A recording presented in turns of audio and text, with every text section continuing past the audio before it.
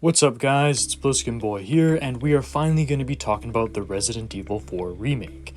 I know there's been a chunk of you guys waiting for me to make a video on this for a long time, and in true fashion to this channel, I want to talk about its sandbox. Specifically, how it succeeds where the original failed with what it's trying to do.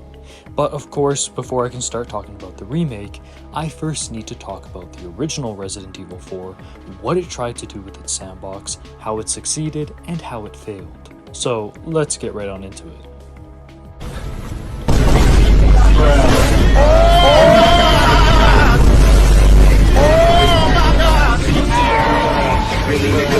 Now, the original Resident Evil 4 really changed things up in a lot of ways, and one of the ways this worked was with its sandbox. You see, it tried to create a sandbox in which no gun was necessarily better or worse than any other. Everything was on equal terms, and there were just smaller factors and different ways that these guns could pair up with other guns from different categories that would dictate your loadout. So things like how much space it would take up in your inventory. Things like, if I have a high damage pistol, do I really need to have a high damage shotgun, or do I want to go for something with more spread for crowd control? Now, this is ambitious and unique because in most games, you have a basic kind of spectrum of how sandboxes can be balanced. On one extreme end of the spectrum, you have a single-purpose sandbox, think Halo Combat Evolved.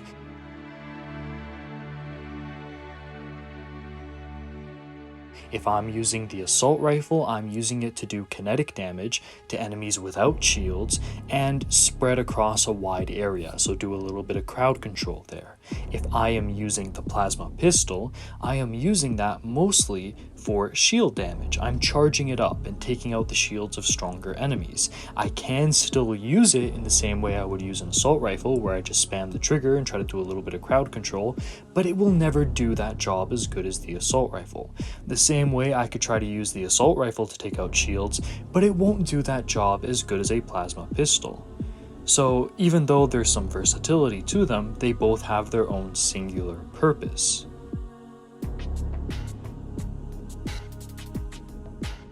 Now, on the other end of the spectrum, you have what I like to call a level up system, where you have one gun that does a certain job, then you have another gun that you unlock later on in the game that does the exact same thing but better. Take Resident Evil 8 for example. With the assault rifles, I start off with the unlockable AK. This is good, it's crowd control, it's a little bit of accuracy, it's like that jack of all trades weapon.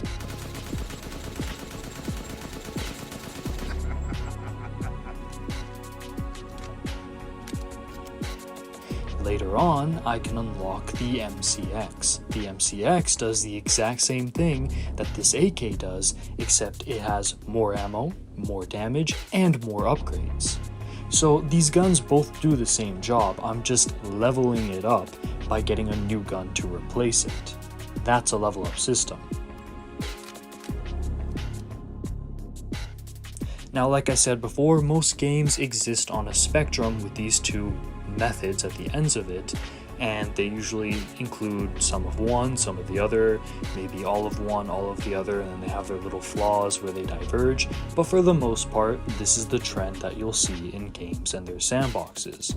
But in Resident Evil 4, they didn't want to do this.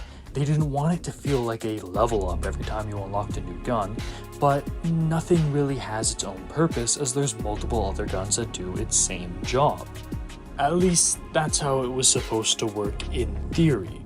So let's talk about a little bit of the ways and how it failed to do this kind of nothing is bad, nothing is good, everything is on equal terms kind of sandbox. So first off, there's a bunch of pistol options, however the Red 9, the starter handgun, and arguably the Springfield XD are really the only viable options. So guns like the Matilda or the Punisher kind of feel at a disadvantage to these other weapons. Now at this point you might be thinking, oh, but Pliskin, the Punisher has this penetration feature which makes it a little bit different, gives it its own niche, and keeps it, in the fight, in the comparison between all these different weapons.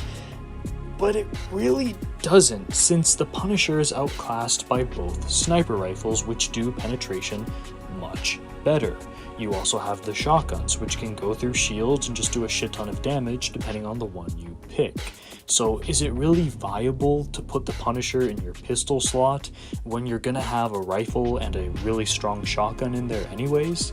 I mean, hell, even the TMP can chew through all this stuff like, shields and all the enemy types you're going to be seeing later. So the Punisher, yeah, has its little niche, but there's just so much that does it better. So there's no reason to not choose something like the Red 9 or the starter handgun. On the note of the TMP, they try to do this whole sandbox where you have a bunch of options and different playstyles to choose from, with all of them being equally viable. However, the TMP, while I have no problem with it, is a single purpose weapon, so it betrays the whole design philosophy they were going for.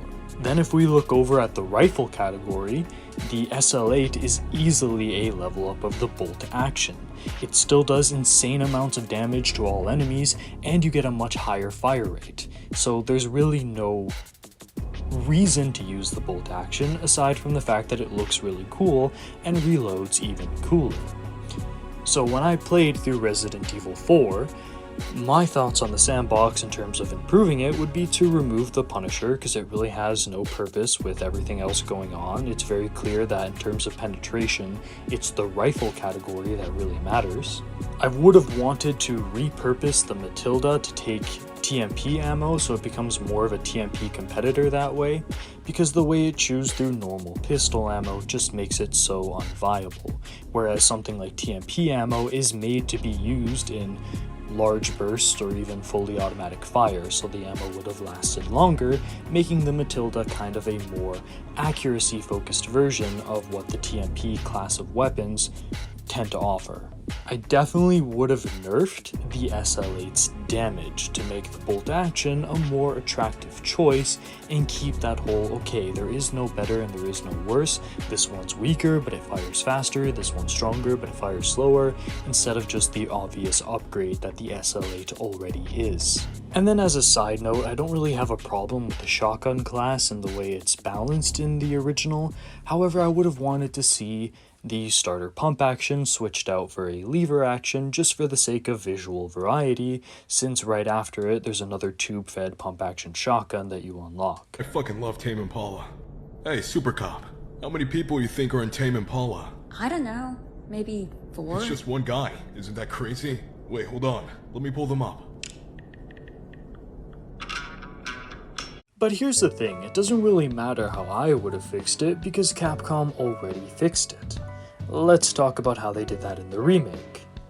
So they nerfed the Red 9, making it not so much of an obvious choice. They removed laser sight options from the XD and the Red 9, giving it a little bit of a range and accuracy debuff. And they severely increased the Punisher's capacity, giving it viability for being like the highest mag dump capable weapon.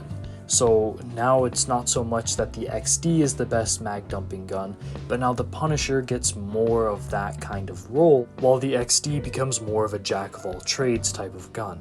So now all the pistols are viable in the sense that the starter handgun is the best for criticals, the Red 9 still does the most damage but isn't as accurate, the XD is more of a middle ground, and now the Punisher is just the highest capacity weapon. So if capacity is what you find to be the most important, it becomes viable. There is no better, there is no worse. The rifle class has been completely rebalanced to have a mid-range viability. This can be seen with the iron sights aiming that you have the option to do now. But perhaps the most important thing that they did with this rifle category was to add in the AR. Now, I've seen some people in the comments complain about the AR and say, oh no, this isn't really such a good thing, it should take TMP ammo because it chews through rifle ammo. But here's the thing, first off, rifle ammo was way too abundant for such a powerful weapon class in the original, and second off, now there's a spectrum with the different kinds of rifles. You have the really strong, slow hitting one that's good for ammo. You have the middle ground that kind of acts as the best of both worlds between shooting faster not going through so much ammo, and being steady and easier to aim with. Then the AR is the other end of the extreme from the bolt action, being really good at just firing at mid-range or mag dumping like high damage ammo into an enemy, but having the downside of being really difficult to make farther range shots with. So now that we have more of a spectrum going on here, it's not so much an obvious choice between slow and clunky and jack of all trades. Now the jack of all trades can feel like a balanced jack of all trades because there's something that fires faster and is better for that more mid-range aggressive aspect with the whole iron sights aiming. So the added AR in this mix completely fixes the rifle category, especially now that ammo availability is significantly less. So now there's a reason to use the bolt action. There's definitely a reason to use the AR if you want to save it for just high damage close to mid-range encounters.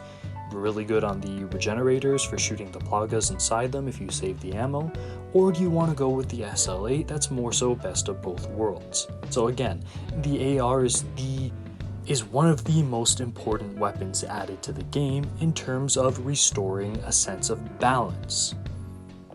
Speaking of added weapons, the MP5 helps create more of a choice-based, selection system in your weapons with the TMPs category. I keep calling it the TMPs category, now I can call it the SMG category since there's more than one, but yeah, the TMP now plays more of a heavy hitting role, whereas the MP5 is more of a precision role, and the fact that it can mount optics really helps differentiate it from the TMP. None is better, none is worse. If I want to just chew through ganados, I use the TMP. If I want to hit guys from further range or have something again for the regenerators, I can use the MP5. There is choice there, neither one is better or worse, and that's exactly what the developers were going for. And then as a side note again, a lever action was added, but as a icky kind of pre-order or digital only bonus. I forget what exactly it was. I'm not including any of the exclusive weapons or the unlockable weapons since I want to focus on the main sandbox here. But yeah, lever action was added, so kind of my wish came true. So do I like what they changed with this game? Do I think they fixed the problem? For the most part, yeah. Aside from the Matilda, which is and always has been a bonus weapon, so I'll give it kind of a pass, every gun is equally viable. It took a lot of nerfs, additions of new weapons, but there is no trace of a single purpose or a level up system. So aside from icky pre-order / special edition weapons, the Sandbox is solid, and is a much more accurate realization of what the devs originally wanted to go for. Again, the one gun I really have a pickle with here is the Matilda. Even the knives have different choices and categories and costs and benefits. It's really solid, so yes, Resident Evil 4 Remake fixed all the issues with the original, and I hope this video helped bring attention to the issues of the original and maybe helped you realize how some of the new guns or some of the changes made to this sandbox really is for the better, even something as simple as not being able to use the red dot on the XD. Anyways, what do you guys think of the original game Sandbox? What do you think of the remake Sandbox? Let me know down in the comments below. I got another Resident Evil 4 video down the pipeline, so I'll see you in that video. Anyways, this has been Pliskin, over and out. This is Solid Snake. Hey, subscribe to Pliskin Boy. God damn it. You heard him.